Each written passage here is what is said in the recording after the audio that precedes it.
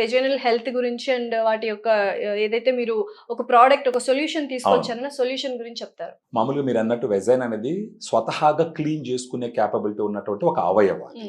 మన వాళ్ళకి తెలియక ఏం చేస్తారు, వాటర్ తో ఎక్కువగా చేస్తారు. మీరు అది డూషింగ్ అంటారు.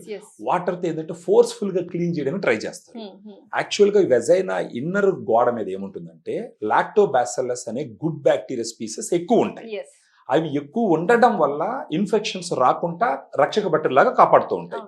ఈ వాటర్ ఫోర్స్ఫుల్ గా క్లీన్ చేయడానికి వాడినప్పుడు ఆ గుడ్ బ్యాక్టీరియా ఆ వాటర్ తో పాటు బయట వచ్చేస్తుంది. అప్పుడు ఏమవుతుంది, అక్కడ ఉన్నటువంటి కొంత బ్యాడ్ బ్యాక్టీరియాకి ఆ ఎన్విరాన్మెంట్ చాలా ఫ్రెండ్లీగా తయారవుతుంది.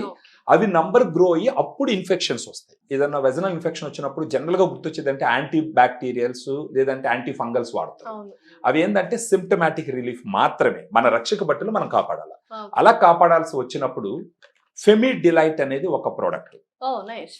ఫెమి డిలైట్ అంటే దీంట్లో 2 రకాల గుడ్ బ్యాక్టీరియా ఉంటుంది. లాక్టోబాసిల్లస్ రామ్నోసిస్ HN001, తర్వాత లాక్టోబాసిల్లస్ అసిడోఫిలస్ LA14. అయితే ఇప్పుడు కొంతమంది డాక్టర్స్ వెజైనల్ వాషెస్ యూస్ చేయకూడదు అంటారు కదా, సో వాటికి అండ్ దీనికి డిఫరెన్స్ ఏంటి? And this is a tablet form, right? ఇది క్యాప్సూల్ ఉంటుంది.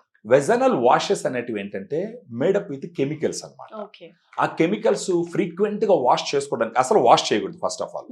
లేదు ఫ్రీక్వెంట్ గా వాష్ చేస్తూ ఉన్నారు అంటే ఈ కెమికల్స్ వల్ల ఇరిటేషన్ వస్తుంది, అక్కడ రెడ్నెస్ వస్తుంది, బర్నింగ్ సెన్సేషన్ వస్తుంది, ఇన్ఫ్లమేషన్ వస్తుంది. అది ఫైనల్ గా వెజైనటిస్ కి దారి మారిపోతుంది. వాళ్ళు ఒక ప్రివెంటివ్ గా ఒక వెజైనల్ హెల్త్ ని కాపాడుకోవడానికి వాడవలసినటువంటి ఒక సప్లిమెంట్ వచ్చేసి ఫెమి delight. So prevention is better than cure. Absolutely. It's good to use once in 6 months, for example, ఒక 1 month తీసుకొని you keep it aside. Oh, nice. ఆ తర్వాత 6 months తర్వాత again you take it for 1 month and keep it aside.